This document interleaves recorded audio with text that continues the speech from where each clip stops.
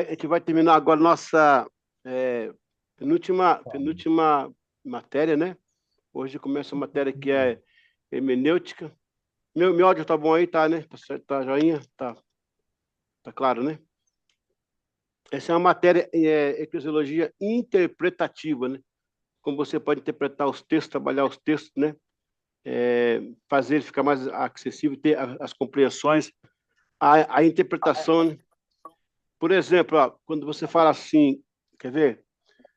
Quando Cristo fala lá em João 10, ele fala assim, lá em Lucas 10, ele fala assim, vocês estão alegres, né? Não, não se alegrem por isso, mas se alegrem porque o seu nome está escrito no livro da vida. Ele não fala isso? Ele fala para os discípulos. Só que na ocasião em que ele fala isso, irmãos, ele não tinha ido à cruz ainda. Então ninguém era salvo. Como é que você fala isso? Alegre-se porque seus nomes estão escritos no livro da vida. Mas ninguém, não, como é que ele sabia? Ele não tinha ido à cruz ainda, e se ele morresse antes? Ele era um ser humano comum como nós? Aí vem a hermenêutica, né? A interpretação imediata. Você pode achar uma incoerência. Peraí, ele está falando ali uma coisa que não vai acontecer, e se não acontecer, não foi a cruz ainda, porque seria mais fácil de falar isso depois que fosse a cruz. Já morri na cruz, ó, seus nomes estão escritos no livro da vida, está garantido, mas até então não. Na interpretação imediata fica difícil. Na interpretação cronológica, aí sim, ele vai morrer na cruz e por fé ele está falando. Seus nomes estão escritos por fé no livro da vida, por decreto no livro da vida, né? Já estão lá. Uma interpretação alegórica, né? Alegórica do texto. Jesus estava... não, desculpa, uma interpretação profética. Ele estava falando de um tempo, apontando para um tempo, outro tempo na frente, que não tinha acontecido. Então, tudo isso você precisa entender em questão de hermenêutica. O que é problemático, porque alguém pega essas chaves e deturpa, né? Deturpa. Outra chave de interpretação. Vocês sabem que nós aprendemos isso naquela matéria de bibliologia, que a Bíblia foi escrita originalmente sem vírgula, sem ponto, sem acento, sem parágrafo. Ela era escrita totalmente uniforme, em letras chamadas uncial, que era as capitais, que é as letras grandes, né? E depois, lá na frente, né? Terceiro, quarto século, eles foram colocando pontuação, a Septuaginta já deu uma melhorada aí, eles colocaram cabeçalho e tal. Aí você vê assim, ó, aquele texto fala assim, ó, lá para aquele rapaz que está na cruz, né? Em verdade vos digo, hoje mesmo estarás comigo no paraíso. Uma vírgula aí, em verdade, vírgula, vos digo, hoje mesmo. Então significava que estava hoje mesmo. Agora, em verdade vos digo hoje, vírgula, estarás comigo no paraíso. Então não é agora, pode ser bem depois. Em verdade vos digo hoje, estarás comigo para aí. Agora, não sei quando.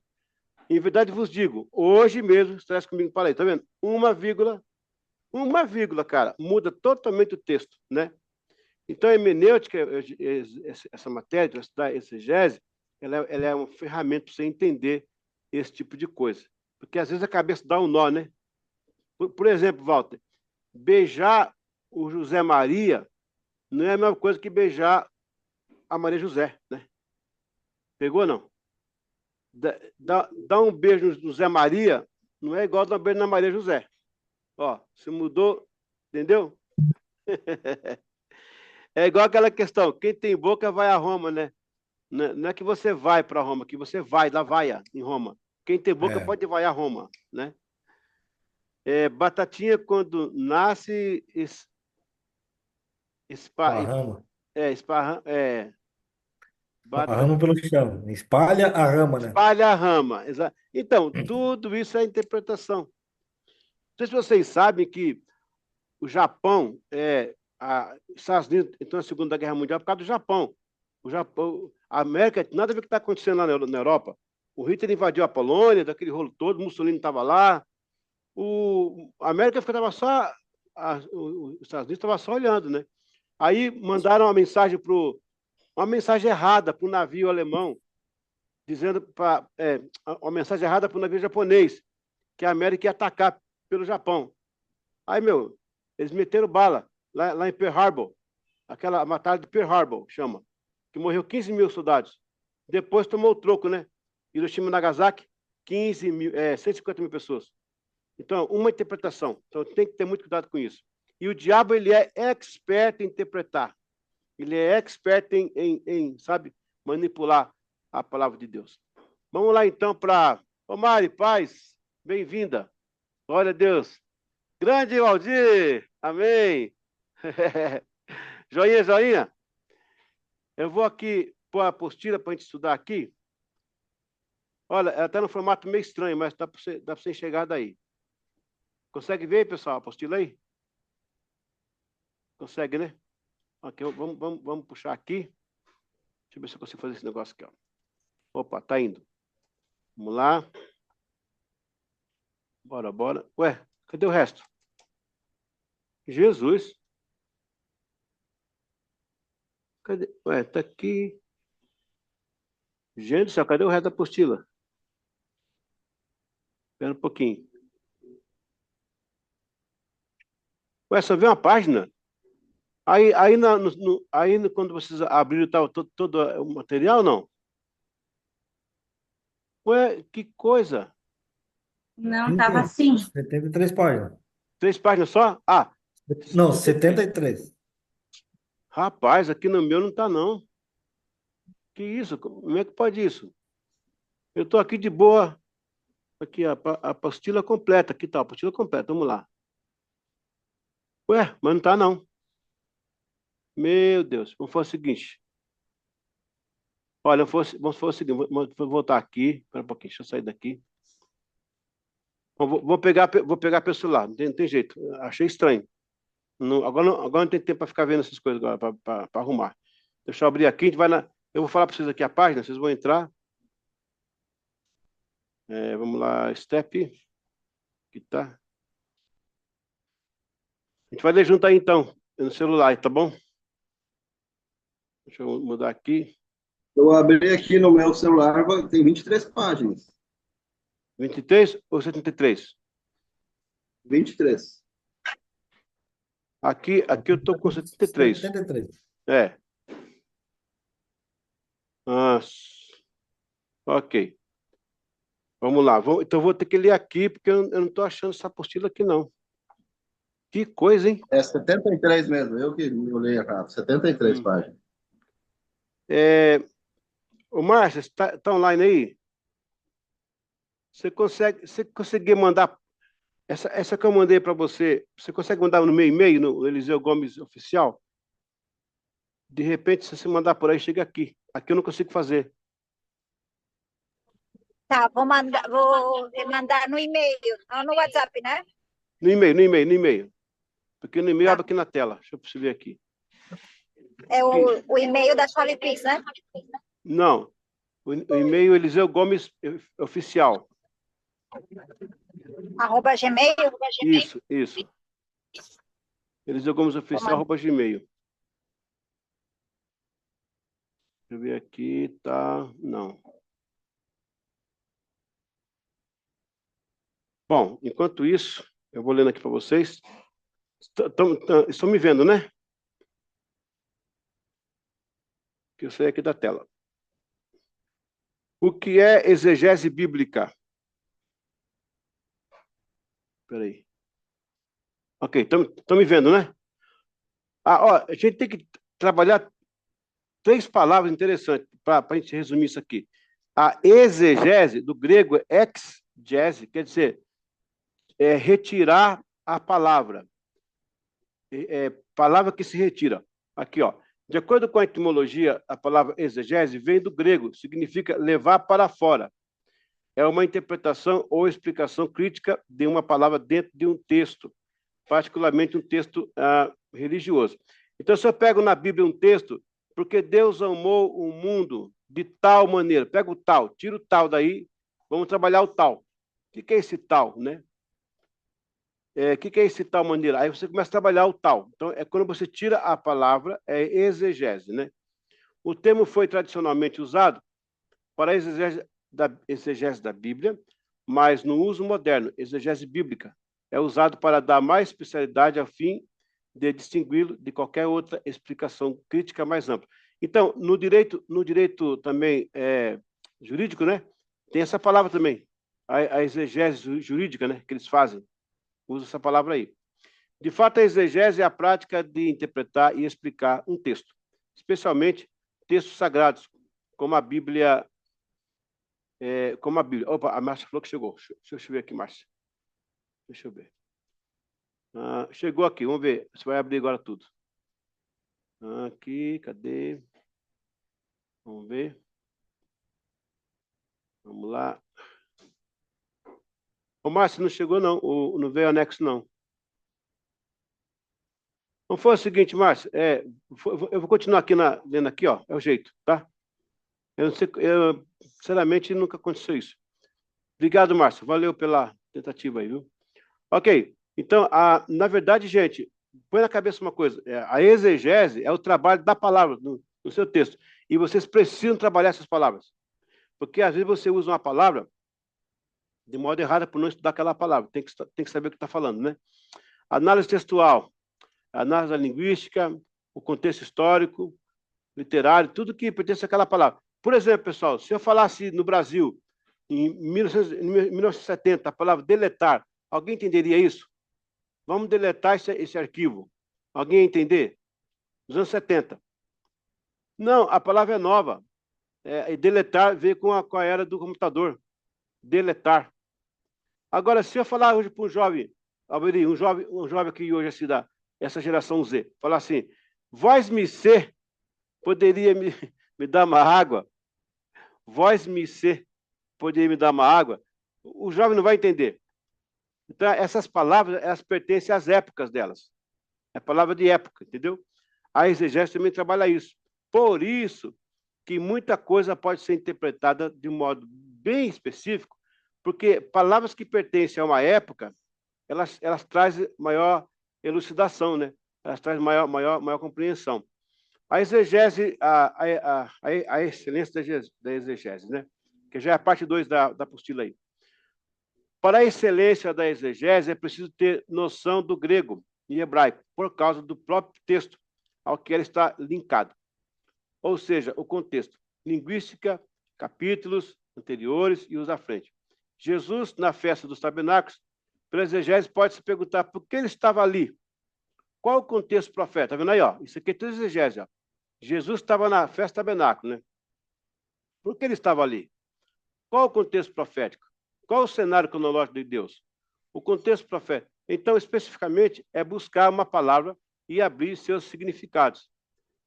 Exegese é essencial porque permite uma interpretação cuidadosa, precisa e contextualizada dos textos, especialmente textos sagrados, como a Bíblia. Primeiro ponto aí agora, aí, ó. Compreensão do significado original. Contexto cultural e histórico. A exegese ajuda a entender o texto dentro do seu contexto cultural, histórico original, evitando interpretações anacrônicas ou descontextualizadas. Essa semana, eu conversei com a minha filha por WhatsApp e eu estava mostrando, né, aqui as coisas novas que eu fiz aqui, tudo tal, e ela começou a rir e tal, e eu comecei a falar com ela. Eu falei assim, filha, você é a minha cara. Quando eu escrevi a minha cara, eu errei uma letra, coloquei, você é uma linha, o L, linha cara. Ela achou que eu gastava muito com ela, ela ficou nervosa. Uma letra. Então, quando você não entende o texto, tem que pegar aquela palavra e trabalhar aquela palavra, entender aquela palavra, o que é aquela palavra que dizer. Aí você vai ter uma grande ferramenta para a pregação do evangelho, entendeu? Interessante isso. Evitar mal-entendidos também, interpretações equivocadas. Exatamente, que a gente vive hoje num dia em que tudo está sendo mal compreendido, né? Isso é muito perigoso, o modo como você fala aí, interpreta. Tipo o pessoal quando eles falam do galo, né? Que o galo cantou, que é um galo, não era um galo, era uma corneta chamada galinho, né? Por causa do som que ela fazia. Tipo assim, o barulho que o galo fazia à noite, né? Eles tocavam aquela trombeta, é o galho, né? Não era o galo, né? O pessoal chama que é o galo. Então, interpretação. Também a exegese tem a fundamentação para o ensino da pregação. Então, eu preciso pregar algo com fundamento. Eu não posso chegar no púlpito aí e pregar o que vem na minha cabeça. Eu achei que, né? Eu achei que... Não, eu não achei. Em Bíblia, Alberi, a gente não pode achar. A Bíblia é o que ela fala, né? Se a gente começar a achar na Bíblia, vai achar coisa que não, né, da sua cabeça, da nossa cabeça. Então, a base teológica é sólida. Para teólogos, pregadores, educadores, a exegese fornece uma base sólida para o ensino e a pregação, assegurando que suas mensagens sejam fiéis ao texto original. A aplicação relevante. A exegese permite uma aplicação relevante, apropriada. Você pega o texto e você aplica a vida cotidiana da pessoa. Você traz o texto para a vida cotidiana e você tem força para empregar essa palavra do nosso meio, né? Aprofundamento espiritual, sim. Ela tem que ter sempre fundo espiritual, porque estamos falando da Bíblia, né? Entendimento espiritual profundo. A exegese não é apenas uma ferramenta acadêmica, ela também permite que os leitores desenvolvam uma compreensão mais profunda e espiritual do texto, o que pode enriquecer a sua fé e a prática religiosa. Só um ponto aqui. A interpretação, quando você usa a exegese, na sua profundidade, ela traz algumas revelações importantes. Eu vou lembrar para vocês aquele encontro de Jesus com Nicodemos, sabe? Quando encontrou Nicodemos. A Bíblia fala que Nicodemos, Cris, ele era mestre da lei, né? Ele era mestre. E Jesus também, disseram, era mestre. Você tinha dois mestres conversando. Imagina, Alberi, você ficar ali na frente vendo os dois mestres conversar.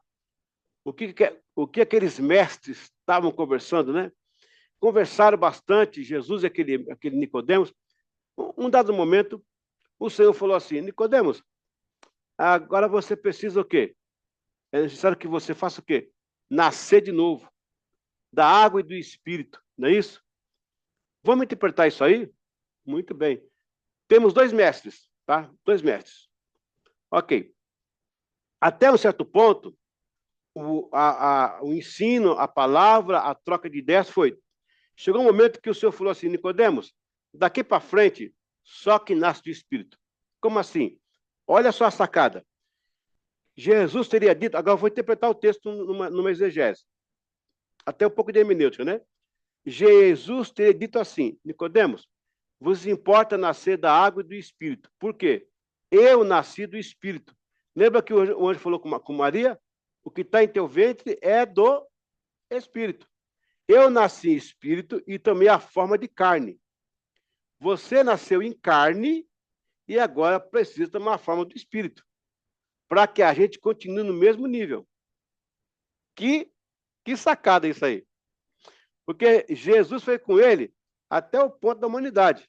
Debateu assuntos da humanidade até no limite. Quando chegou no limite do Espírito, o Nicodemos ficou e ele foi. Eu falei: Nicodemos, então vem para cá. Porque eu nasci no Espírito e peguei a carne. Você nasceu na carne e precisa entrar no Espírito. Olha que interessante isso. Fantástico, né? É uma tirada tremenda isso aí.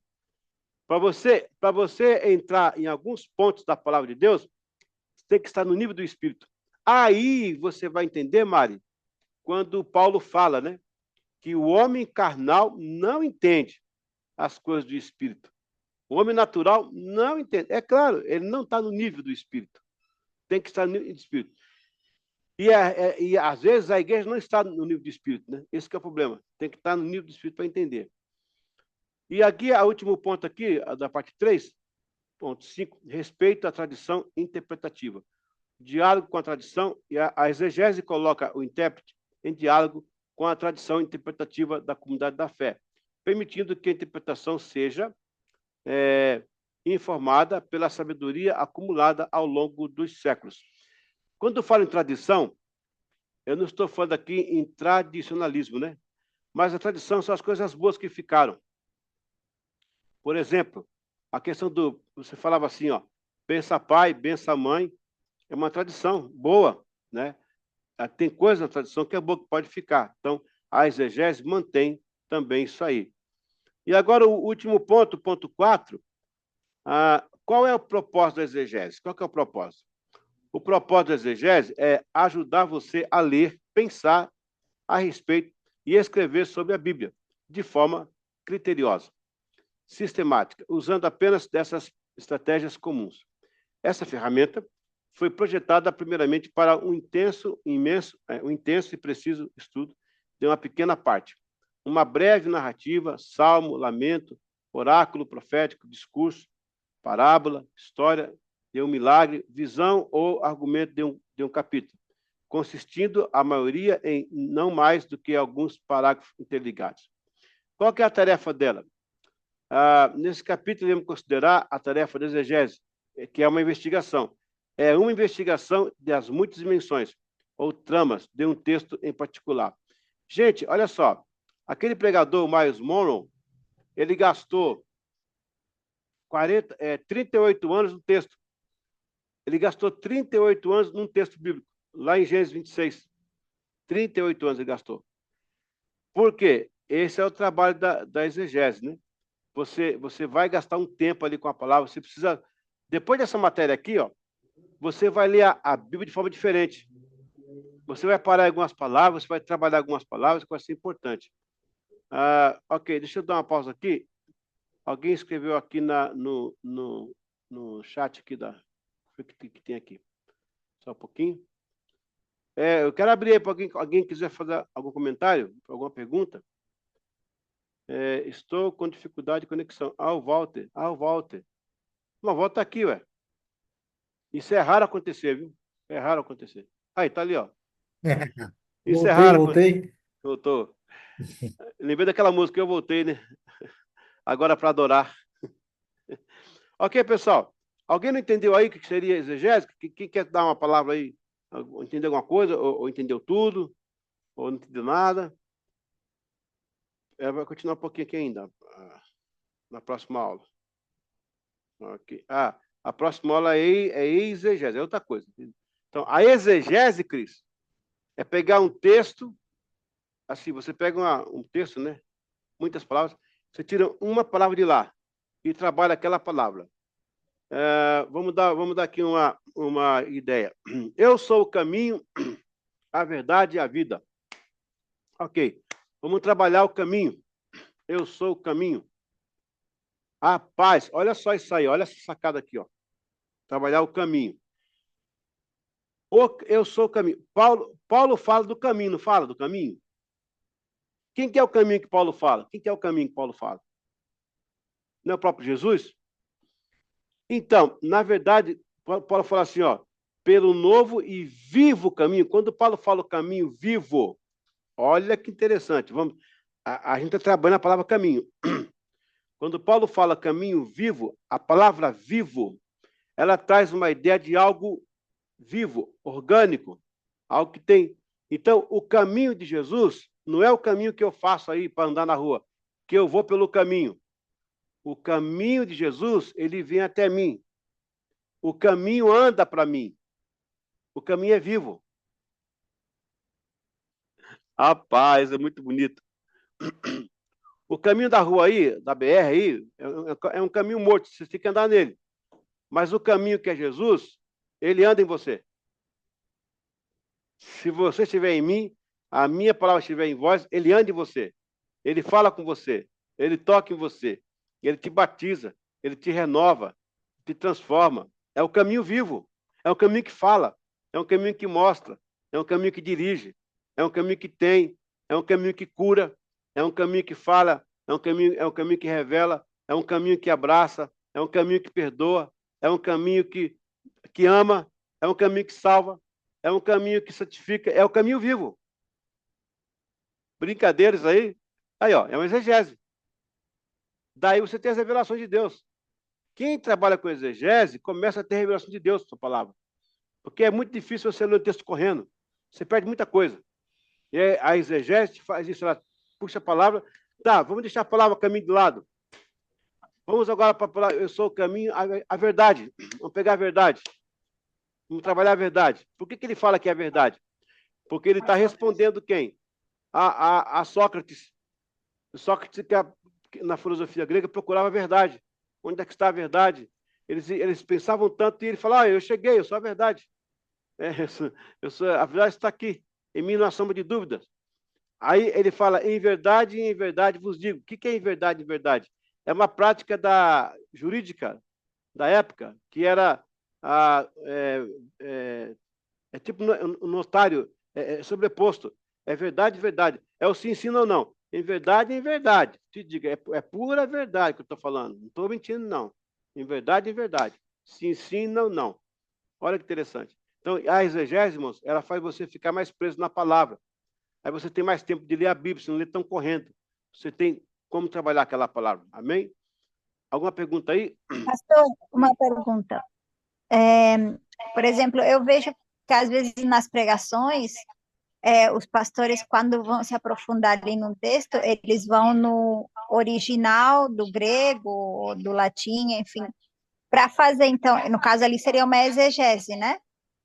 Da palavra, sim. Da palavra. Se a palavra é. Se tem duas Isso é palavras, obrigatório a gente voltar a, tipo, a original que foi escrito isso, ou a gente pode fazer a interpretação através da tradução dessa palavra? os dois caminhos. Os dois caminhos. É bom que você tenha sempre contato com o original. Faz um download aí da Bíblia Strong, gente. A azulzinha. Tá de graça. Aproveita, tá de graça ainda. Ela tem tudo para vocês do original das palavras. Por exemplo, Márcia, por exemplo, Alberi, aquele rapaz que está no Bethesda lá, ele não era paralítico. Que o senhor falou, toma tua caminhanda. A original ali não é paralítico, ele estava paralisado por uma depressão. Ele tá depressivo, não é paralítico. E ele pregador pregar, aquele paralítico de Betesda, coitado, não é paralítico, ele não foi na exegese da palavra. A palavra ali é enfermo. Enfermo, aquele enfermo que aparece ali é debilitado de mente, está escrito no original. É usado para debilitado de mente, não era um coxo, entendeu? Aí o pessoal prega errado. Tá vendo? Uma coisa só que o pessoal às vezes não sabe, tá pregando errado. E por aí vai. Mas você pode fazer mais, sim, tanto os dois caminhos, né? O primeiro é mais excelente, né? Chegar perto da original é mais excelente. Eu tenho aquela Bíblia a chave bíblica também, muito boa. Eu sempre estou ali olhando. Porque eu sempre falo, olha, eu cheguei agora de Belo Horizonte, eu falei para 8 bispos e 236 pastores. Eu tenho que saber o que eu estou falando, pelo amor de Deus. Se não, né? Agora, semana que vem, eu vou terminar aqui a aula e vou entrar numa live com os pastores de Rondônia, né? Mais de 300 pastores. Então, se eu não saber o que estou falando, eu vou ter problemas, né? Ok? Vamos para a segunda aula, então, gente. A exegese. Só um pouquinho, pessoal. Amor, me dá um copo com água, por favor. Estou com a boca seca aqui. A exegese, gente. Então, a, a exegese, diz Célio, é tirar a palavra do texto. Agora eu vou dar uma chance aí. Tadeu, o que seria a exegese? Uma perguntinha muito, muito básica. A exegese é tirar do texto. E a exegese, Tadeu? Sem ler. Vamos assentar aí, não?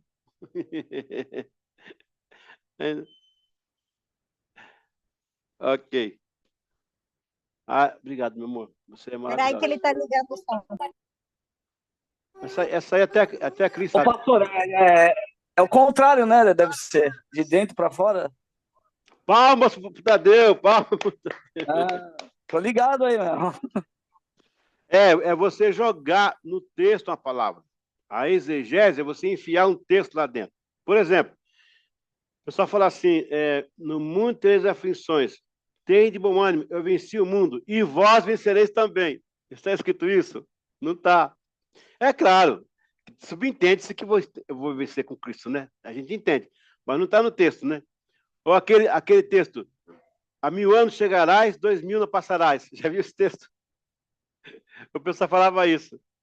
1000 anos chegarás, 2000 não passarás. Não tem esse texto na Bíblia. Não tem esse texto na Bíblia, né? Diga-me quem tu andas, que eu direi quem tu és. Aleluias. Não tem também esse texto na Bíblia. Esse tem uma interpretação que dá a entender isso aí, viu, pastor? Fala aí. Eu já ministrei e eu usei isso aí, né? Porque eu usei isso. Anda com quem anda, que eu te direi quem é. Mas não tá na Bíblia. Eu falei, não, tá sim. Porque naquele episódio de Pedro, claramente é isso, né? Não tá escrito dessa forma. Mas a mulher olha para Pedro ali e fala: você estava com Jesus. Ele nega: não, mas você fala como ele, se veste como ele, anda como ele, anda com ele. Então. Só que isso aí é hermenêutica já não é mais exegese. Então você está dando Sim, contexto. sim. Esse é o contexto, é uma interpretação contextual. Parabéns. Sim, Você já adiantou a matéria. A gente está trabalhando sim. a palavra. A frase em si não existe. Essa frase na Bíblia não tem, né? A frase não tem. Sim, a frase em si não tem, é uma interpretação, né? Exatamente, interpretação, já é hermenêutica. Aí você pega o contexto e interpreta, né? Parabéns. Então a palavra em si não tem. Então a gente tem que atentar para as fraseologias, né? Que tem na Bíblia. Ok, exegese. Na mesma dinâmica de retirar um texto do contexto, para estudar como faz a exegese abre um caminho, insere um texto ou palavra que seja conveniente à interpretação do comentarista. É uma forma de inserir uma interpretação, muitas vezes, herética. Gente, não foi isso que a serpente fez com Eva lá? Foi. A serpente deu uma ideia diferente para Eva. Ela falou a mesma coisa com Eva, mudou o sentido da palavra. Escreva aí, ó. Pior do que uma mentira, é a verdade deturpada. Pior do que a mentira é a verdade deturpada. Entendeu? Isso é pior que a mentira. Porque a mentira, por ser mentira, já é verdade, sim ou não? Rapaz, isso aqui é filosofia. Mentira por ser mentira é verdade, porque é mentira. A mentira, quando é mentira, quando você pega a mentira, pegou a verdade. A verdade é que ela é mentira, não é?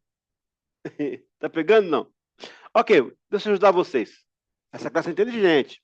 Ajudar vocês. Você vai entrar no museu de réplicas. Está escrito na portaria. Museu de réplicas, certo?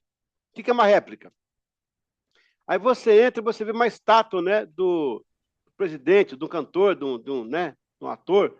Tira uma foto ali. É verdadeiro? Não. É uma réplica. Não. Não é verdadeiro, é uma réplica. Só que você sabe que é uma réplica, não sabe que é uma réplica? Você não sabe o que é? Mas a réplica é verdadeira? Não. Vamos colocar um antônimo aí. Se não é verdadeira, a réplica é uma mentira. Mentira. Mas se você sabe que é uma réplica, então é verdadeira. Porque você sabe que é uma réplica. Pegou? É isso. Tem que ter cuidado. Esse joguinho de palavras, esse joguinho de interpretação, pode confundir as pessoas. E, por exemplo, aquele pastor que andou falando aí agora que tem que atualizar a Bíblia, e que quando Cristo fala assim, que se você pedisse águas vivas fluiriam, ele está falando de ejaculação do sêmen santo dele para a mulher. Jesus, tem compaixão, meu. Sabe, umas coisas assim que você vai lá no original, não é nada disso, não. O cara está colocando coisa que não existe. Tem que ter cuidado com essas interpretações, né? A etimologia diz que vem do grego, gente. É eisegos, que significa ação de aconselhar e inserir. O primeiro caso de exegese na Bíblia, lá no Éden, quando a serpente iludiu Eva ao distorcer o que Deus não havia falado. O próprio Senhor Jesus foi vítima dessa tentativa, quando Satanás citou, fora do contexto, o Salmo 91. Por isso que exegese, entre outras coisas, é um tipo de metodologia que consiste em injetar no texto significado estranho, no sentido do autor. Lembra que o diabo foi cara de pau? Ele falou isso com Jesus, né? Mas está escrito lá, né? Olha só, se joga daqui, né? Se suicida aqui, ó. Está escrito lá, né? Que aos seus anjos dará ordem a seu respeito. Olha só, é cara de pau, né? O diabo é cara de pau, na frente de Jesus. Aí o Senhor falou assim, não, mas está escrito também, né? Não tentarás o Senhor teu Deus. Aí o diabo jogou uma exegese e Jesus trouxe uma exegese, né? Duas coisas acontecem aqui. Ou o intérprete está assumindo uma atitude realmente contrária ao texto, ou desconhece o que o autor realmente está querendo dizer. Assim, ele deveria fazer antes uma exegese. Se você não tem segurança, né, no que você vai trazer para a igreja, tenha cuidado com o que você fala. Você pode cometer aí uma exegese. E a exegese está em tudo, cara, na igreja. Por exemplo, eu vejo o pessoal orar assim, ó, faz uma oração bonita, coisa básica, tá? Faz uma oração bonita, no final fala assim, ó, e eu te peço tudo isso, em nome do Pai, em nome do Filho, em nome do Espírito Santo. Peraí, então ele não está falando com Deus, não, é um outro Deus que eu não conheço, não. Ele está falando para um em nome de três? Está errado. Em nome do Pai, em nome do Filho, do Espírito Santo é para sacramento, é batido nas águas, é casamento. Oração, não. Eu te peço, Senhor, em nome de Jesus. Aí tá certo. Mas eu te peço em nome do Pai, do Filho e do Espírito Santo. Então, tem uma quarta pessoa. Isso é uma exegese. Ele enfiou uma quarta pessoa, que eu não sei quem é. Então, tem que ter cuidado para quem que ele está orando, né? Misericórdia. Outra coisa aqui na exegese é o isolamento textual, quando ignora o contexto. Ah, sim, isso aqui é importante. Vocês lembram daquele pastor que apareceu na Globo, que ele pecou com uma irmã da igreja, estava escrito lá, vai tu, adultera com ela? Vai tu e adultera. Está aparecendo na Globo, cara. Aquilo é realmente uma interpretação de exegese. Ele colocou um sentido que não tinha. Não era esse. Aí é o seguinte, o texto fala aqui, volta, ou o pregador, ele fez por propósito, ou ele desconhece. Eu quero entender que aquele cara desconhecia, né? Muito bobinho, né? Muito bobinho, né? Para sair com a mulher do próximo e falar que foi a Bíblia misericórdia, né? Ah, Jesus. Todos os textos bíblicos são pautados em duas premissas: processo histórico, né? Que é o local, a data, o personagem e evento, e o processo linguístico, interpretação direta, interpretação remota, contextos investigativos, dedutivos e inserções culturais, né? Tem uma parte aqui da exegese, que você deduz, né? Você deduz. Você não pode afirmar, você deduz. Igual o Tadeu falou agora aí, que não está escrito, mas a Bíblia mostra um cenário que lembra isso aí. Então, é um tipo de exegese para o bem, né? Você está dando um contexto que você subentende. Por exemplo, quando fala que Paulo caiu na cidade de Damasco, eu já vi pecador falar, Paulo caiu do cavalo. A Bíblia não fala que ele estava no cavalo, né? Pode ser que estava no cavalo, né? Era muito comum um cavalo naquela época, mas a Bíblia não fala que estava no cavalo. Então eu não vou jogar no cavalo aí na Bíblia, né? Aí nesse caso, o cara não inseriu uma palavra, inseriu um cavalo, né? Um cavalo. É tudo uma questão de interpretação. A interpretação direta, né? Vou falar da interpretação remota, pessoal. Bom, tá aqui no contexto, ó. Dedutivas e indutivas. Dedutivas e indutivas, né? Dedutiva, você deduz, né? Ou você induz. Então, quando você lê lá em Cantares, né?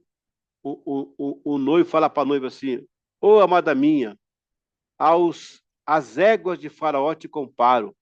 Rapaz, chamar a mulher de égua naquela época era um elogio, né? Olha a interpretação, isso é interpretação remota. Remota. Aí você fala assim: não, eu quero ser bíblico literal. Então tá, amanhã na rua, a primeira mulher que você encontrar fala: você parece uma égua. Você vai. De repente você toma um coice. De repente, toma um coice, não sei. De repente, vai que é uma égua mesmo? Aí toma um coice. Mas não pode. Mas naquela época, um rapaz chamar a mulher: olha, você parece as éguas do carro de Faraó. Quem que era as éguas? Vamos trabalhar agora o contexto. Quem que eram as éguas do carro de Faraó? Eram éguas árabes, da Capadócia, cavalos, né, alazão, cavalos bonitos, bem tratados, cavalos fortes, lindos, rígidos, né? Força para andar. Então, quando o cara falava assim que a mulher era uma égua de Faraó, porque era mulher de força, de vigor, as éguas eram bem tratadas, as éguas tomavam banho com iguarias, cara, nem nós temos isso, né? As éguas tomavam banho desse jeito lá. Então, naquela época, Alberi, a moça chegava em casa, a mãe perguntava: filha, como é que é o rapaz? Mamãe, o rapaz é assim, assim, assim, é. Como é que ele te tratou? Mamãe, ele me comparou às éguas do carro de Faraó. A mãe dizia: filha, esse é o moço para casar. Case com ele, né? Case com ele. Mas pega esse texto hoje, vamos pregar a mensagem sobre as águas de Faraó. Falei: irmão, amanhã, primeiro a mulher que você encontrar, sua mãe, sua tia, sua prima, sua irmã, fala assim: ô, Você é como as éguas do cara de Faraó. Meu amigo, vai ter muito problema no outro dia. Então, interpretação é dedutivas e indutivas. Falta de chave dedutiva e o erro da atitude indutiva.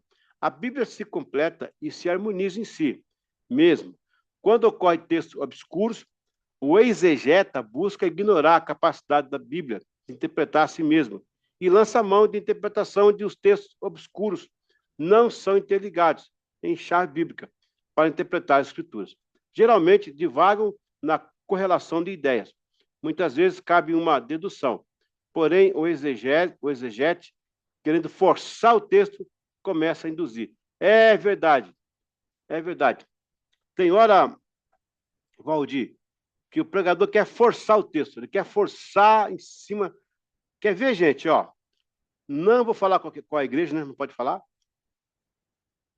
Mas tem umas igrejas, não é uma não, são 3 ou 4 aí, na internet ou na televisão, que eles criam as campanhas, né? A campanha tal, e pega um texto lá do Antigo Testamento isolado e induz aquele, força a barra em cima daquilo lá.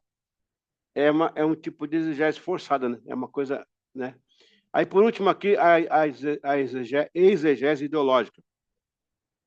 Insistência em uma ideologia. O estudioso Joel Silva diz o seguinte: quando se está comprometido com um sistema de ideologia, não são poucos obstáculos que o exegeta encontra quando a interpretação da Escritura afeta os cânones doutrinários e as tradições de sua denominação. Eu vou dar um exemplo para você. Alguém já ouviu falar aqui na classe que o Jonatas e o Davi eram namorados, né? Eram gays? Alguém já ouviu falar isso? Que o Jonatas e o Davi, na Bíblia? Então, mas os caras pegam aquele texto, sabe que texto que pega? Daí fala assim, ó, o meu amor por ti, por Jonatas, né? Excede o das mulheres. Aí os caras pegam isso aí, cara. Pode dizer que Davi era gay e o Salomão, o outro era gay, né? Outro texto que fala assim, ó, porque Davi não era filho da mesma mãe. Quando Samuel trouxe os filhos, apresentou só uns filhos, esqueceu Davi. Davi é de outro casamento. Por quê? Porque Davi escreveu assim, Salmo 51, em pecado me concebeu a minha mãe. Aí os caras falam, a mulher está em pecado, adultério com o pai dele, aí concebeu ele. Meu, o Pedro fala que nós nascemos já na corrupção do pecado. Nós nascemos em pecado já. Mas o texto não fala que a mãe de Davi era adúltera. A Bíblia não fala assim, Davi era homossexual. Ele não fala isso. O cara está ingerindo lá. É a interpretação exegética. Ele está colocando coisa que ele não tem, né? Colocando piolho na cabeça de cobra. O cara pega o piolho e põe na cobra. Está lá o piolho, né? Incrível isso aí. Então tem que ter cuidado com essas interpretações. Rapaz, hoje em dia com a internet, eu vejo cada coisa que eu caio para trás. Misericórdia. Cada uma que, meu Deus, Jesus. A parte 3 agora. Por outro lado, até as ímpias religiões e seitas encontram falsas justificativas bíblicas para ratificar suas heresias. Kardec citava a Bíblia. Kardec, né? Para defender a reencarnação. Olha aí. Muitos movimentos sectários torcem a Escritura. O pessoal fala assim, quando Elias, João Batista veio no espírito de Elias. É na mesma unção, não foi na mesma alma, no mesmo corpo. É na mesma unção. Ainda bem que a Bíblia falou mesmo espírito, né? Que é a unção. Não é na mesma alma. Mas diz aí que ele era reencarnado. Olha só, misericórdia. Exegese é o termo usado para descrever o processo de interpretar um texto. Já falei isso aqui. Vamos aqui embaixo, ó, as características da exegese, né? Tem interpretação subjetiva. A exegese ocorre quando o intérprete projeta seus próprios pensamentos, sentimentos e crenças, ou preconceito do texto, ao invés de tentar entender o que o autor original queria dizer. O cara tira Paulo fora e coloca ele no meio, né? Ele pegou para ele o texto. Falta de contexto, ó. Diferente da exegese que se preocupa em entender o texto dentro do seu contexto cultural, histórico, literário. Por exemplo, gente, por que vocês acham que o navio de Jonas quase caiu, quase fundou? Quem me ajuda aí? Por que o navio de Jonas quase fundou?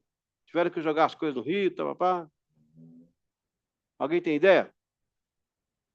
Porque o Jonas estava dentro. Muito bem, muito bem. João, o capitão não teve critérios.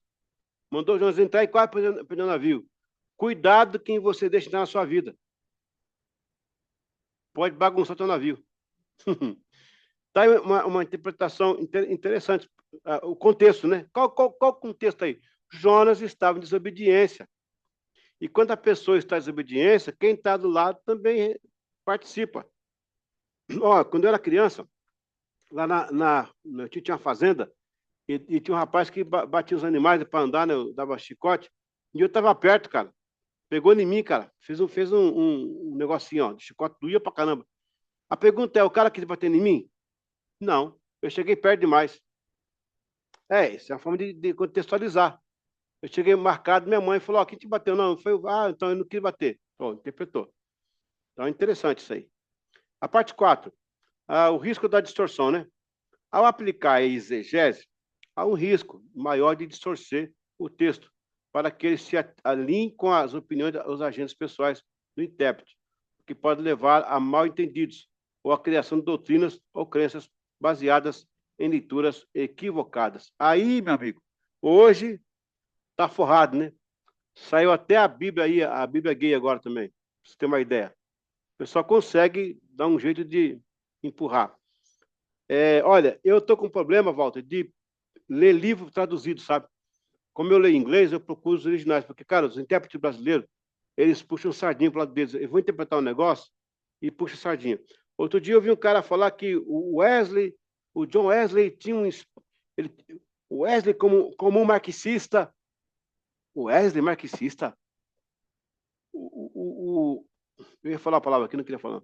O desprovido de inteligência entende que o Karl Marx nasceu no século XIX, cara. O Wesley, século XVIII, nada a ver. Como é que o Wesley pode ser marxista? Era mais fácil o Marx ser wesleyano. Mas, ó, os caras distorcem, os caras não estão nem aí, os caras querem pegar e... Ok. Forçar a aplicação moderna, usar um versículo bíblico para justificar uma ideia moderna, sem considerar o contexto original, desconsiderar o contexto histórico, interpretar um texto antigo com base em ideias ou conceitos que surgiram muito depois do período. Aí, acabei de falar agora, essa ideia, né, do Marx.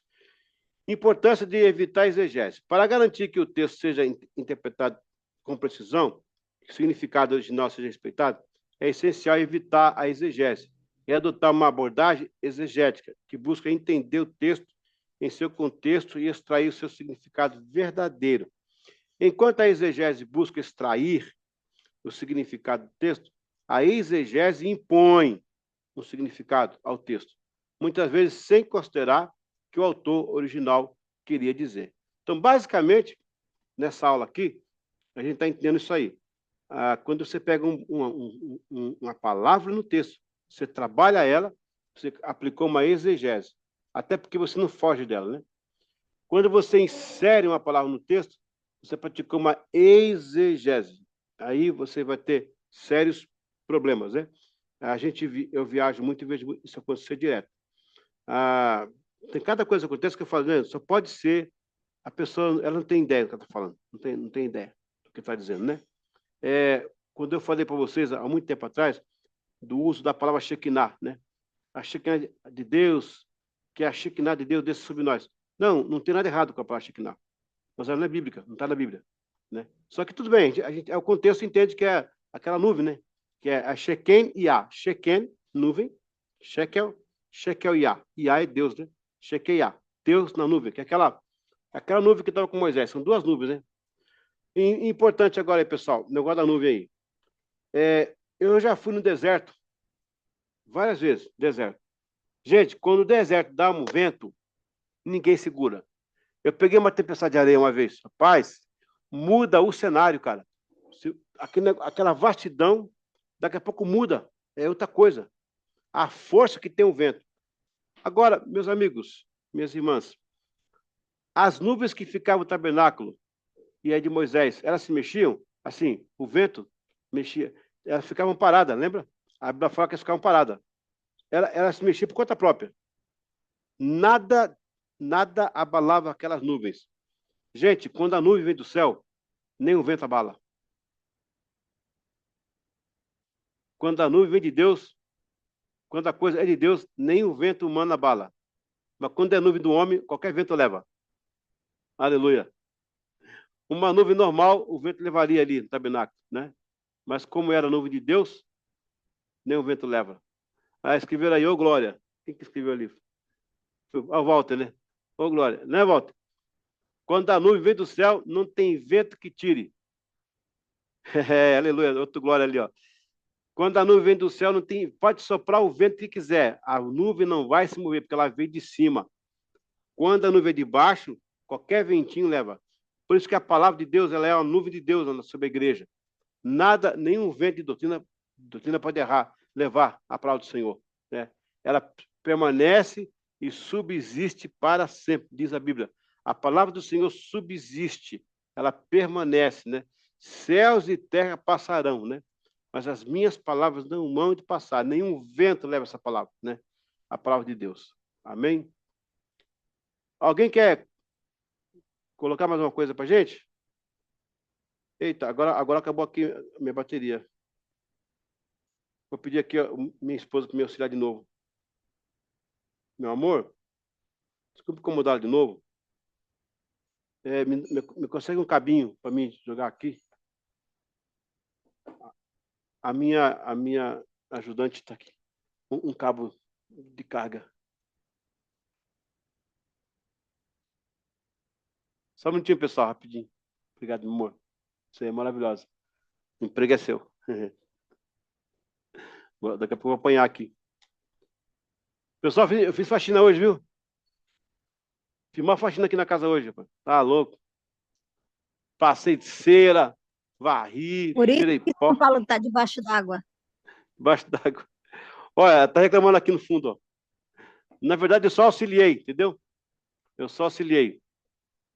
Ela ficava no comando. Faz assim, faz assado, eu só fazendo. Não aguentava mais, pelo amor de Deus. Só por Deus, hein? Pastor, já tem muita enchente em São Paulo. É, né? Aqui onde eu tô não tem, não. Aqui não dá bem enchente, não. Amém. Ok, pessoal, Ô, então... pastor, Oi, pode falar, Marcos. voltando à exegese ali, o Valdir estava rindo aqui daquele pastor cantando lá, solta o cabo, Danal. Ah, o Danal, né? Então. Ô, Danal, mas que isso, Danal? Misericórdia. Não faz isso, Danal, pelo amor de Deus, Danal. O Rapaz. pastor falou ali de falar em nome do Pai, do Filho e do Espírito Santo no final de uma oração. Ontem, a gente tem um encontro aí nas terça-feira de casais e amigos que oram, né? E ontem levaram um convidado lá, um pastor das antigas, da Assembleia, hoje é de outra igreja. E daqueles que enfeitam aquelas orações assim, sabe? E no final ele encerrou assim. Eu fiquei pensando na hora assim, achei alguma coisa estranha, mas não me liguei. Agora o pastor falando ali, pô, mas não é em nome de Jesus no final da oração, ele fez em nome do Pai, do Filho, do Espírito Santo. Eu digo, poxa vida. Agora o pastor falou ali, eu me liguei, o que eu estranhei na hora. Então, tem uma quarta pessoa, não tem uma quarta pessoa aí? Com certeza, ficou bem estranho. Que não é o nosso Deus, né? É. Ok, vamos lá. Alberi, o que você entendeu da palavra exegese? Não é exegese. O que você acredita entender aí?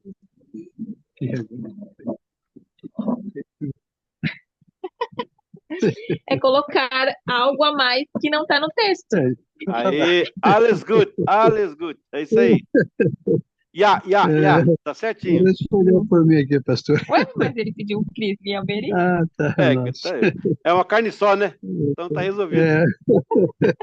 Não deixou nem eu responder. Tá mais ligado aqui, meu. Ô, Walter, e a exegese, Walter? O que é exegese mesmo? Tá no mundo aqui. A exegese, né? O primeiro tema que a gente viu ali, né?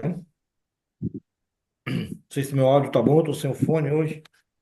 Tá ouvindo? Tá legal, tá legal. Ah, tá. Na verdade ali, a exegese é o quê? A interpretação real, do contexto, aplicar o real sentido, né? Não É o contrário da exegese, que no caso seria deturpar ou usar, levar para um outro caminho, ou usar, justificar algo através da palavra, né? Tá certo. Você está completamente correto. Mas, Márcia, eu precisava de algo mais aí na exegese. O que o Walter falou está correto, mas tem uma coisinha mais aí na exegese. Você consegue? Da exegese, né? Não, na EZ, não a na exegese. O que o Walter falou. A primeira. É, isso. É isso. Então, é que, na verdade, o que eu entendi é que você pega o texto e vai destrinchando ele e se aprofundando no significado de cada palavra, no significado histórico. Então, é um estudo aprofundado de partes pequenas do texto. Mas eu Para queria algo evitar o mal mais. entendido, né? Tadeu, eu preciso de uma palavrinha mais. É tudo que a Márcia falou e o Walter, tá tudo certo. Tem uma palavrinha aqui que é mais técnica. Deixa eu ajudar vocês. A exegese, eu retiro a palavra. É basicamente o que vocês falaram, mas a palavrinha técnica é essa. Retirar do texto uma palavra. Vamos pegar aqui a palavra, o senhor é bom, tira o bom. Vamos trabalhar o bom, né? A palavra, a exegese é enfiar no texto, é colocar, é inserir, na verdade.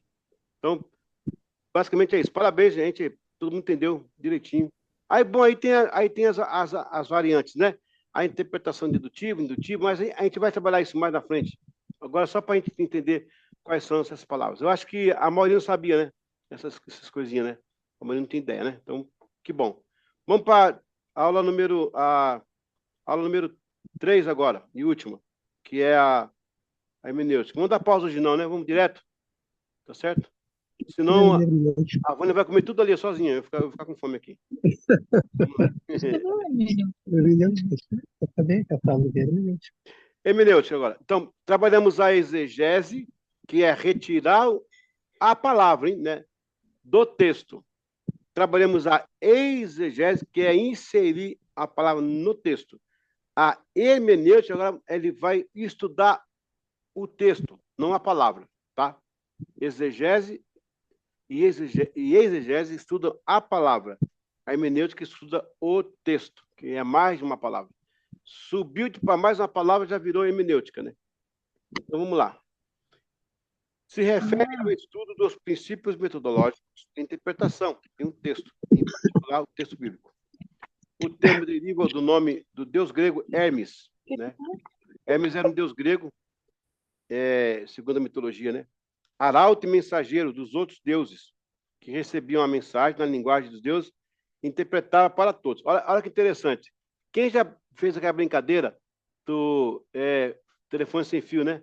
Você vai falando no ouvido do outro, aí chega lá do outro lado outra coisa, né? Tem gente que muda mesmo de propósito lá que começou. O Hermes era, segundo a mitologia grega, era um cara que pegava a mensagem dos deuses e interpretava para o povo, né? É claro que isso é uma lenda, uma mitologia, mas o termo foi cunhado tecnicamente para a interpretação de texto. A exegese se ocupa com a palavra, hermenêutica com as palavras. Olha que legal isso aí. A exegese se ocupa com a palavra, a hermenêutica com as palavras, ou seja, o texto e suas implicações constam do seu currículo habilidades relacionadas ao comércio, às viagens, invenção e eloquência. O termo hermenêutica foi usado por Aristóteles em sua obra Peri-Hermeneias, uma das mais antigas obras filosóficas remanescentes da tradição ocidental que tratam da relação entre a linguagem e a lógica. O Aristóteles, se você não sabe, ele é o terceiro daquela tríade, né, dos primeiros filósofos gregos, né? Que o primeiro foi Sócrates, depois o Platão e o Aristóteles, né? Vamos lá, o texto, a interpretação do texto. Na língua portuguesa, a interpretação de texto se refere ao ato de compreender uma determinada linguagem contida em um texto, por meio de discurso que representa a mensagem que aquele texto quer transmitir. Para que essa interpretação seja feita da melhor maneira, são necessárias algumas particularidades, né? A gente vai entender aqui agora. Por exemplo, a mensagem implícita. Além do que é dito diretamente, procure entender a mensagem implícita ou subentendidas, né? Qual foi o propósito do autor, né? Tente discernir qual a interpretação do autor ao escrever o texto, né? É uma coisa que está implícita. Por exemplo, gente, lá em Connecticut, eu morei na América há 11 anos, lá tem uma lei assim, a lei. Se você ligar o para-brisa do carro, acenda os faróis. Eu falei, caramba, por que eu tenho que... Aí eu comecei a pensar, tá, porque quando é que eu ligo o para-brisa? É quando chove. E quando chove é bom ligar o farol, porque é da segurança. Então, é uma lei que tem que ter hermenêutica para interpretar, né? Ou então, eu fui num posto, está escrito assim, ó, aceitamos todos os cartões de crédito, menos Mastercard. Então, não é todos, né? Aceitamos alguns, né? Então, não é todos. Então, tem que... Entendeu? Esse quem está pregando, o que ele quer dizer, né? O que ele quer falar. Avaliação pessoal. Pense criticamente sobre o texto. Você concorda com as ideias apresentadas? Por quê? Conexões com outros textos. Relacione o texto com outros que você leu para que se veja a temas ou ideias semelhantes. Pessoal, lembra quando Jesus falava assim? Jesus falava assim, ó, está escrito assim, assim. Está escrito assim, assim. Ele falava isso. O que é isso? É uma chave hermenêutica. Ele está juntando base para o que ele está falando. Ó, vai acontecer assim, assim, porque está escrito assim, assim. Vai acontecer assim, como no tempo né, como no tempo de Noé, né? Então, essas reuniões de chaves bíblicas vão dar ao texto maior base de compreensão. Por quê? Se você traz um tema, o tema hoje é família. Família. Vamos pegar um texto de Caná da Galileia, aí fala daquele casamento. Aí você pode ir lá em Gênesis, porque a Bíblia diz lá em Gênesis, olha, você já criou um contexto. Lá em Gênesis, a Bíblia fala do casamento, você amarrou mais a sua tese, né? Na universidade, quando você vai fazer lá alguma tese, vai afirmar uma frase importante no texto, é bom ter pelo menos 3 fontes que concordem com aquilo. 3 pessoas. Isso dá para você uma ênfase maior. Então, a hermenêutica é isso aí, você calçar o texto. Quer dizer, você não vem só com a palavra, você vem com o texto em si, né? Aquele texto em volta. A hermenêutica, acima de tudo, é uma ferramenta para a interpretação dos textos e documentos. Interpretação é um substantivo feminino que caracteriza a ação ou efeito que estabelece em relação à percepção da mensagem que se quer transmitir. Deixa eu continuar, passar para cá, embaixo. Interpretar um texto é a habilidade de extrair, analisar. Tá vendo? Extrair já é exegese. Analisar já é hermenêutica. Compreender o significado das palavras. Olha só, você pega um texto, você faz exegese, você puxa a palavra, faz hermenêutica, dá o contexto. Faz a homilética, que é passar a homilia, pregar. Olha que interessante. São 3 irmãs. São 3 irmãos que andam juntos aí, né? A exegese, né? Irmão da hermenêutica e irmão que é irmã da homilética. Essas 3 andam juntas, né? Uma interpreta, a outra contextualiza e a outra entrega, né? De vez em quando tem uma irmãzinha rebelde chamada exegese, né, que quer bagunçar o coreto, né? Mas tem que manter ela quieta lá. Interpretar um texto é habilidade. Já coloquei, distrair e tal. A parte 4. Como é que é o processo da exegese? A interpretação pode caracterizar o processo que leva um indivíduo a compreender um determinado feito e sua posterior declamação. Como, por exemplo, a tradução de um idioma realizado por um intérprete ou tradutor de língua. Gente, nos Estados Unidos eu tinha um sistema de fone de ouvido. Quando os americanos vinham para o nosso culto, eu tinha sempre alguém para interpretar. Então, quem pregava lá, algum brasileiro que falava os 2 idiomas, interpretava ao mesmo tempo e os ingleses, os americanos ouviam, né? Às vezes o cara estava pregando uma coisa, cara, e uma coisa triste, os americanos estavam rindo. Tem hora que ele estava pregando uma coisa alegre, o americano estava chorando. O intérprete, cara, não entendia e passava a coisa errada para o cara. Aí falava, aí eu olhava para o intérprete, o que você está falando para eles aí? Não, não é isso não, cara, né? Por favor, né? É interpretação. Uma vez, a gente estava cantando o hino assim, ó. Incendeia, Senhor, a tua noiva. Incendeia, Senhor, vem incendiar. Vamos incendiar essa igreja hoje. Os americanos ficaram preocupados, cara, na interpretação. A pessoa não explicou para eles que era figurado, né? É figurado, tipo assim, é o calor do Espírito Santo, né? Um americano chamou os bombeiros, cara. Chamou os bombeiros. Aí daqui a pouco estava cheio de luz lá fora, piscando. Uau, uau, uau, alguém pegando fogo. Aí eu mandei continuar o louvor, fui lá falar com o chefe de bombeiro. Falei, cadê o fogo? Não, não tem fogo não. Alguém me ligou daqui dizendo que você ia mandar pegar fogo na igreja. Eu falei, não, cara, eu falei para ele, é a music. A gente canta uma música, Incendeia, Senhor, a sua noiva. Aí o bombeiro não era crente, falou assim, como é que é para Deus tocar fogo na... Quem que toca fogo na noiva, cara? Que Deus doido é esse? Vou tocar fogo na noiva? Rapaz, aí é um crime. Queimar...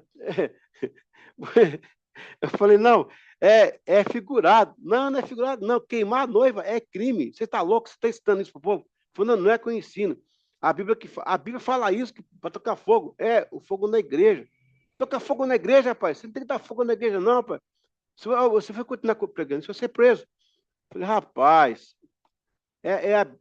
tá bom, desculpa, vai com Deus, não vai ter fogo, tem fogo nenhum, não. Aí paguei $200 de multa, porque não tinha fogo, né? O americano falou, eu falei, o senhor estava pregando que ia tocar fogo na igreja? Eu estava preocupado, ia chamar o bombeiro, que podia ser uma tragédia. Eu falei, não, cara, é figurativo, não é nada disso, não. Você vê que interessante? Outra coisa, o americano fala assim, ó, você fala assim, como é que foi a viagem? Ele fala, terrific, que foi terrível. Só que para nós terrível é terrível, né? É terrível, horrível, né? Terrível. Para ele terrível é terrific, foi demais, foi maravilhoso. Eu não sabia, estava chegando, ele falou, was terrific. Eu falei, que pena. Ele, não, foi terrível. Eu falei, poxa, me lamento muito. Não, cara, foi terrível. Eu falei, Deus abençoe e conforte vocês. O cara ficou assim, nada a ver, cara, nada a ver. Outra palavra que no Brasil não tem, que é não, lá não tem, o tráfego. Tráfico, o que é tráfico no Brasil? Drogas. O que é tráfego? Carros. Na América não tem palavra tráfego. Não tem. Tem traffic. Para tudo. É tráfico. Né? Então, você... Fui pregar numa igreja. Não, o americano veio pregar na nossa igreja. Aí o cara recebeu na porta lá. Aí perguntou, o senhor atrasou por quê? O tráfico estava terrível. O tráfico?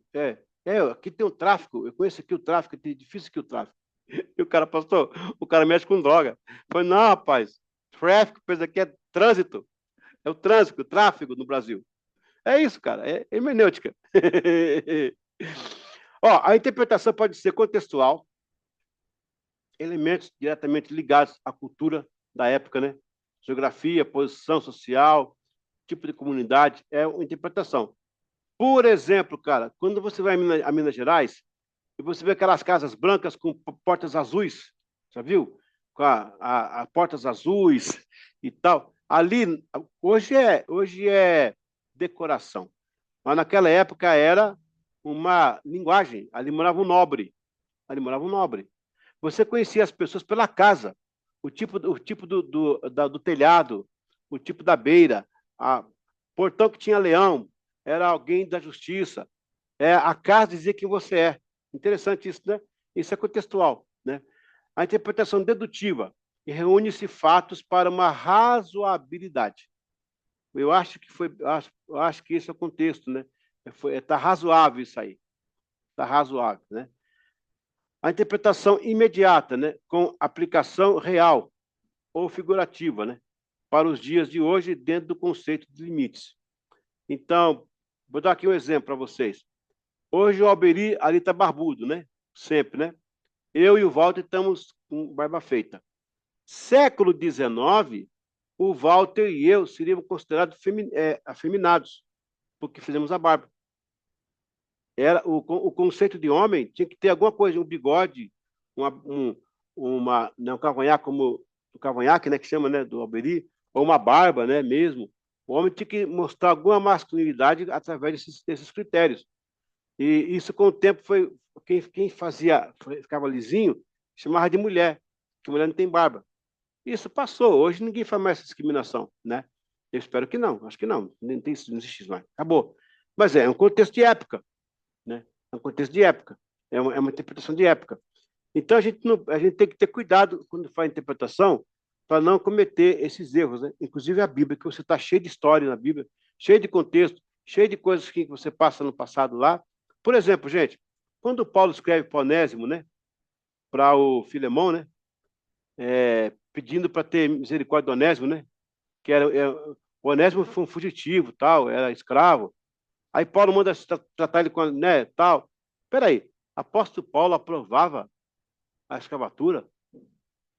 Ele também escreve, né, que os servos sejam obedientes aos seus senhores, né? E aí? Paulo, né? Será que ele... Então, cara, é uma interpretação de época.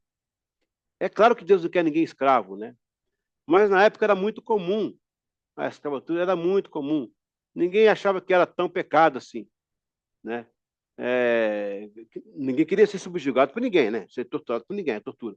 Mas a escravatura é uma coisa que passava. Hoje já não passa mais. Por exemplo, tem um artigo no jornal do bispo Wesleyano, da Metodista Wesleyana, um jornal chamado Voz Wesleyana, dos anos 60, 70, que ele está falando assim, o título é O Jeans é do Diabo, cuidado, juventude. Então, por quê? Porque estava uma moda na época.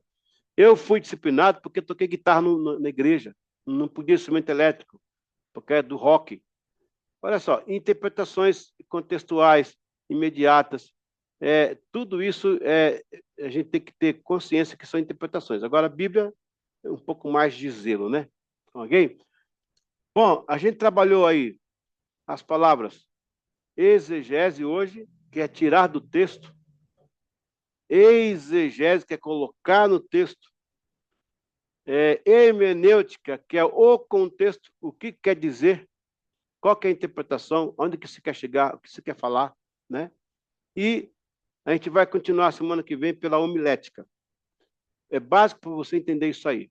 Então, é entender o contexto. Eu vou dar aqui um último exemplo de hermenêutica, né? A nossa igreja aí, ela está assim, plenos da graça, né?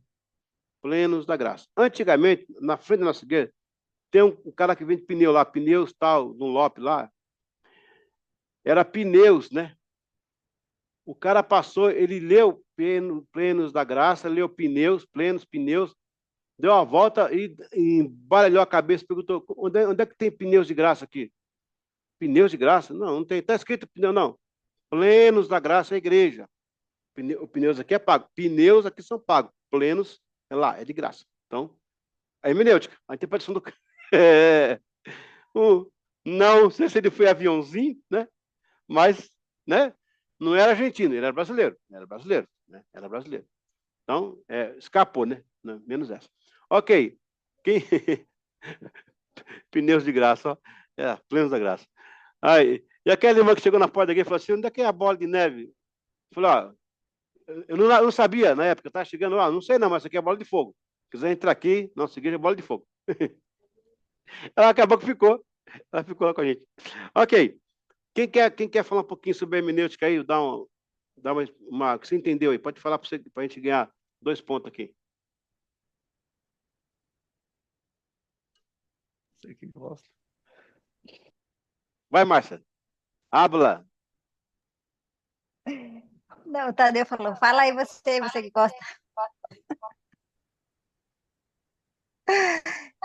Então, o que eu entendi, professor, é que na hermenêutica a gente pega o contexto, né, para viabilizar aquilo que a gente entende, interpreta, né? Tipo assim, como o exemplo que o Tadeu falou, né, ali da frase, né, tomando como exemplo isso, que na Bíblia não está escrito, né, dime com quem andas, te direi quem és.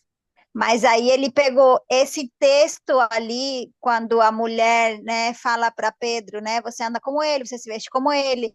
Então, você pega essa referência, o contexto ali, para interpretar que o que ela está querendo dizer, que como você anda com essa pessoa, entendeu?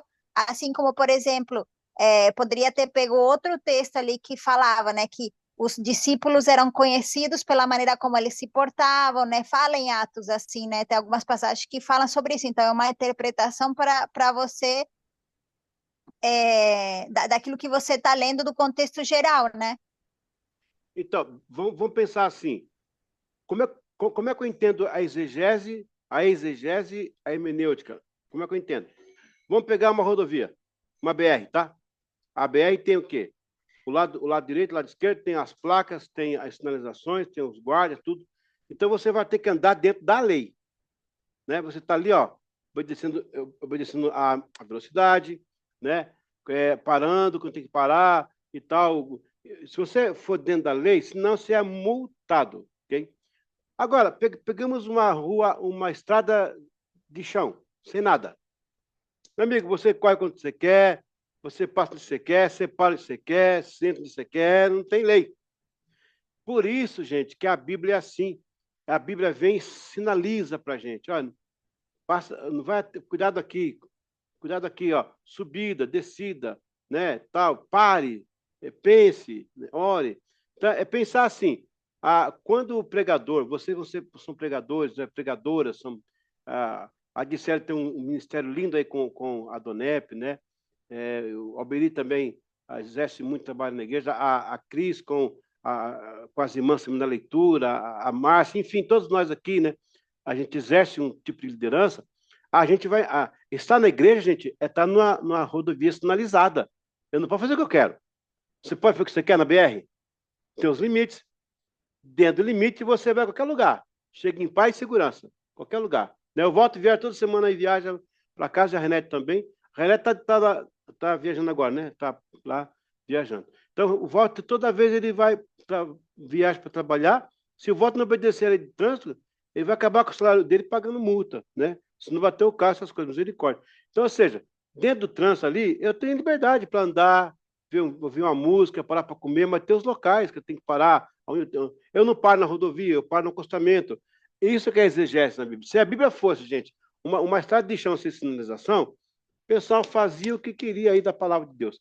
Então, ela vem e estabelece esses limites, né? Para você interpretar e trazer para a igreja. Não é fácil, não. Às vezes um texto é muito complicado de você entender, interpretar. Por isso que a gente tem que ter o Espírito Santo para nos orientar. Eu vou dar aqui um exemplo, gente. Ó. Lembra de Jacó, lá em Betel? A Bíblia não fala que ele viu uma escada, né? Anjo subindo, anjo descendo. Olha que interpretação legal. Por que Deus coloca Betel ali, chama do lugar... Ele fala, agora aqui é Betel, que agora vai se chamar a casa de Deus, não é isso? A interpretação é uma visão dentro de outra visão. Veja bem, Betel tinha anjos subindo e tinha anjos descendo, certo? A Bíblia fala que os anjos são... Agora eu estou pegando aqui, fazendo uma hermenêutica. A Bíblia fala que os anjos são territoriais. Eles são territoriais. Trabalham nas hostes celestes, potestades. O Daniel 10, né? Quando veio o anjo do Senhor, o da Pérsia não deixou passar, teve que vir Miguel para dar passagem, porque o cara é mensageiro, não era guerreiro. Então, assim, são territoriais. Jacó via anjo descendo e via anjo subindo. O que significa? Os anjos descendo significava que Jacó estava terminando a sua identidade de Jacó. E agora, na casa de Deus, ele estava começando a identidade de Israel. Descendo, subindo. Pronto. Mas quem é Betel, gente? Quem é Betel? Betel é uma resposta a Babel. Babel fica antes de Betel. É uma história. Quem está em Babel? Nimrod.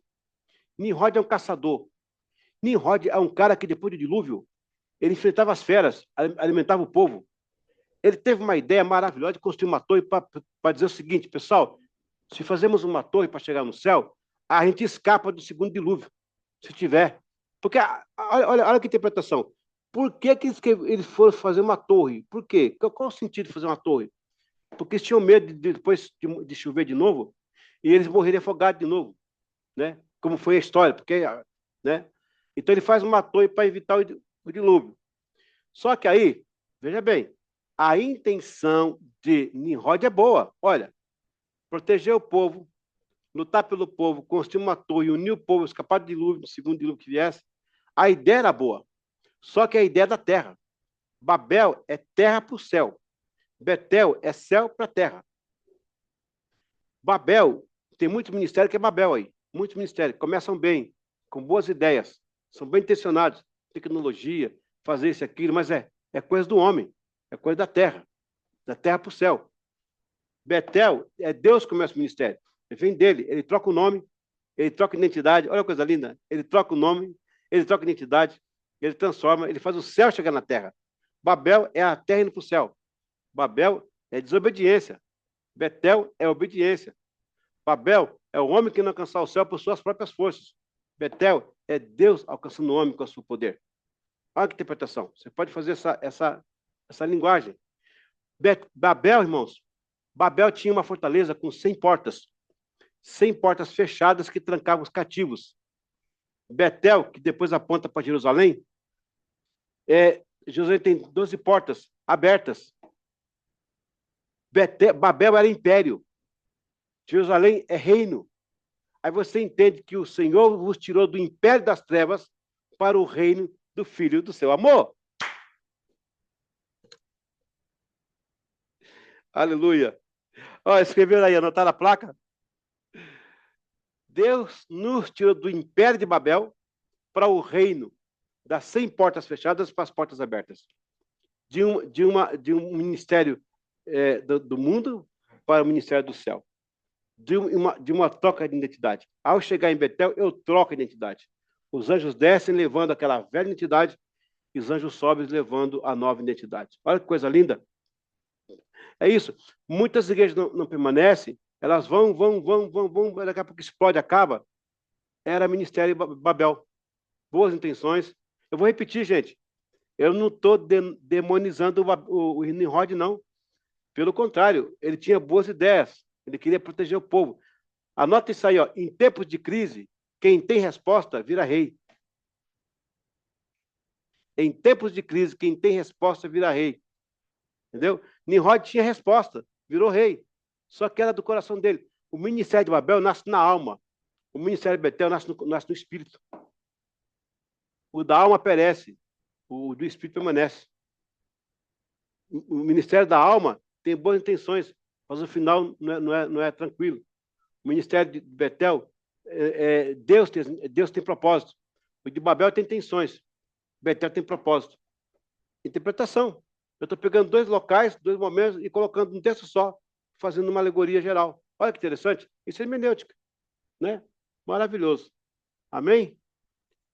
Vamos lá, vamos abrir para comentar para terminar essa aula. Estamos já no... Opa, tá bom, então, 9 horas ainda. Vamos abrir aí, quem quiser comentar, ou perguntar, ou comentar, fica à vontade. Glória a Deus.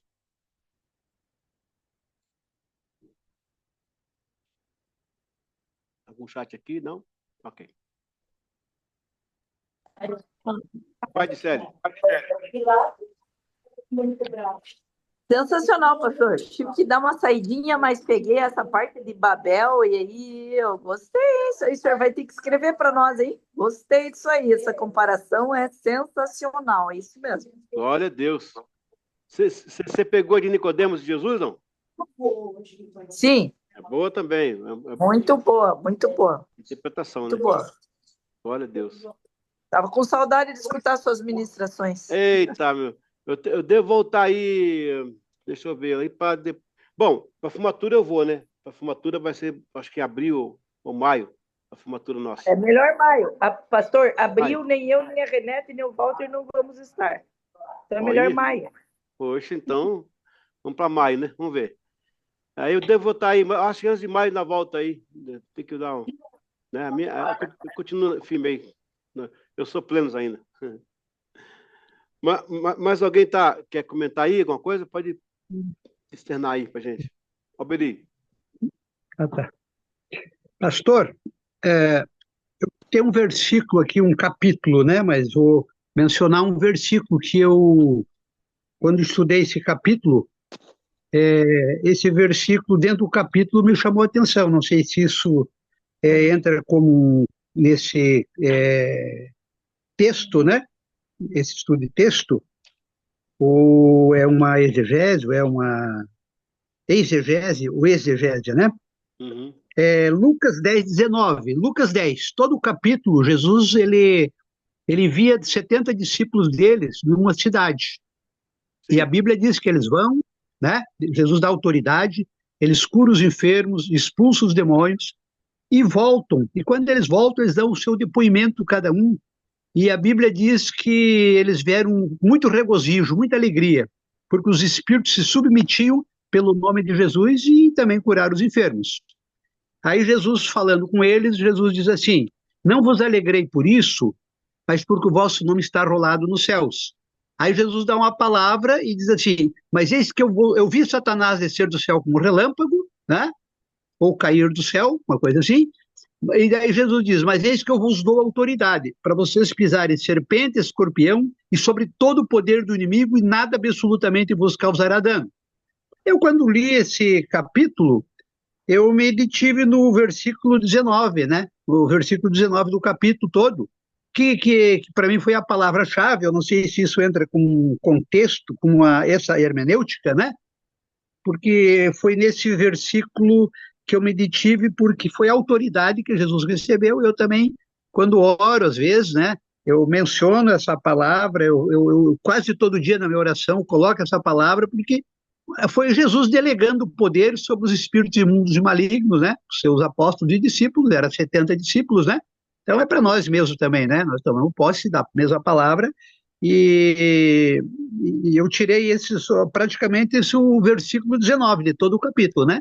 Para mim foi uma palavra-chave ali. Agora, eu não sei, nesse texto, tudo que nós lemos assim, se ele entra como a hermenêutica, ou ela entra como a exegésica, ou exegese. Exegese, não, né? Não.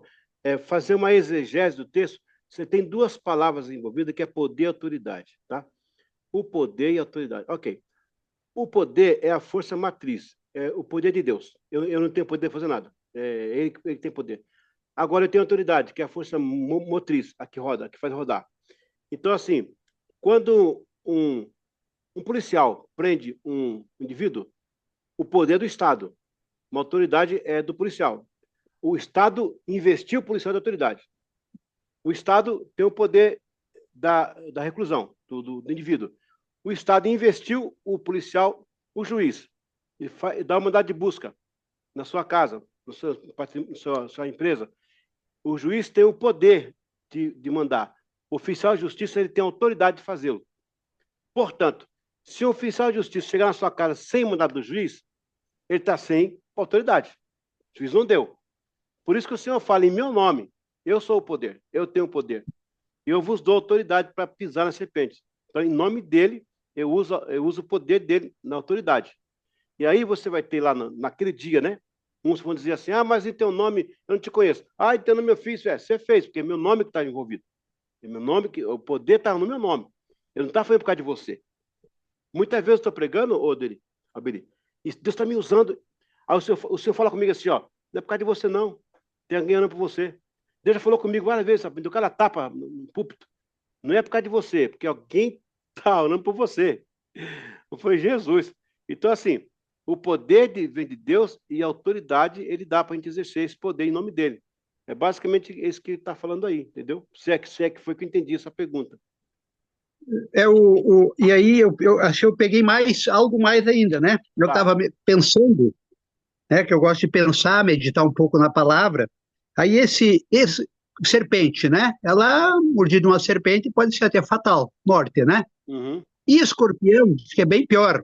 Sim. Então, pessoas que estão, às vezes, passando por muito problema, às vezes com dores, por alguma coisa que perdeu, né? Então, aí existe um poder espiritual que enferma a pessoa, que leva a essa dor psicológica, porque perdeu alguém, perdeu o negócio, ou está com problemas na família e tal, né? Então, essa também é uma dor não só física, mas como uma dor na alma também, né? Alberi, onde esses poderes, sim, apareceu um pastor americano pegando cobra na mão, já viu?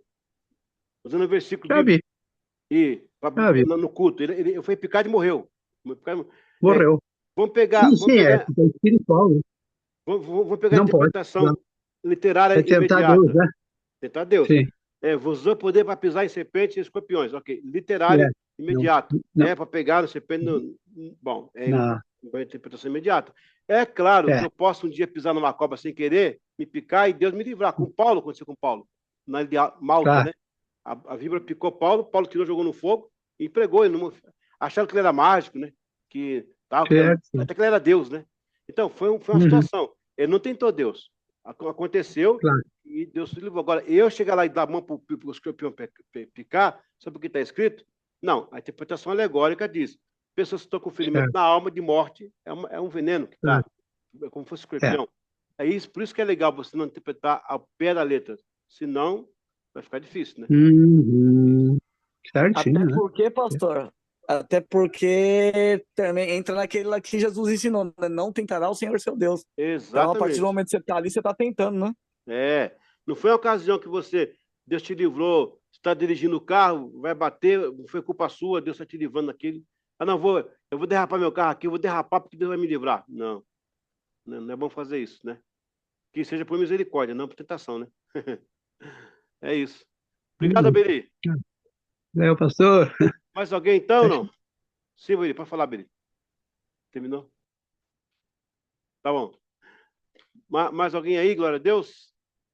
Eu queria só dar um exemplo Sim, de uma situação que eu vivi de exegese e como é que é o outro tema ali?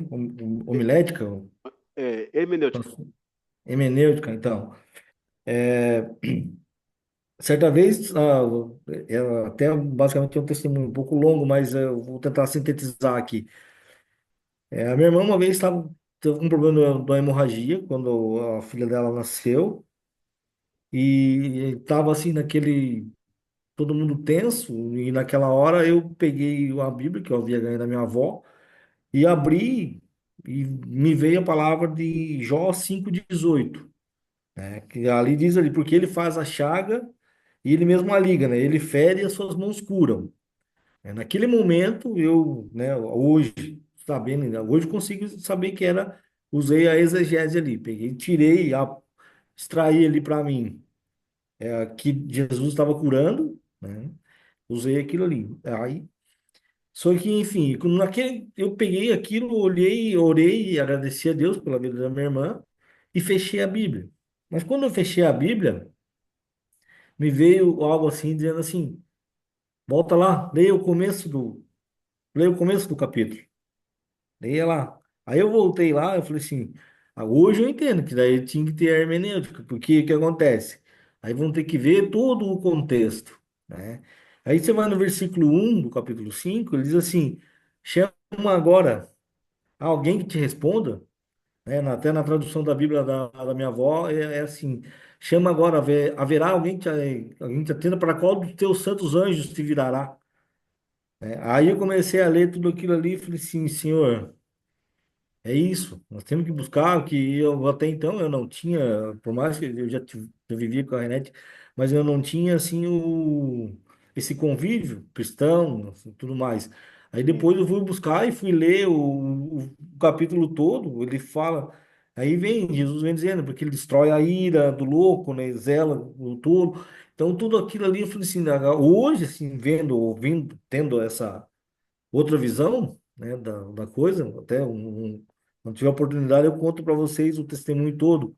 sim, Eu consigo interpretar, né, consigo enxergar a parte da exegese, que eu extraí ali aquilo que eu queria.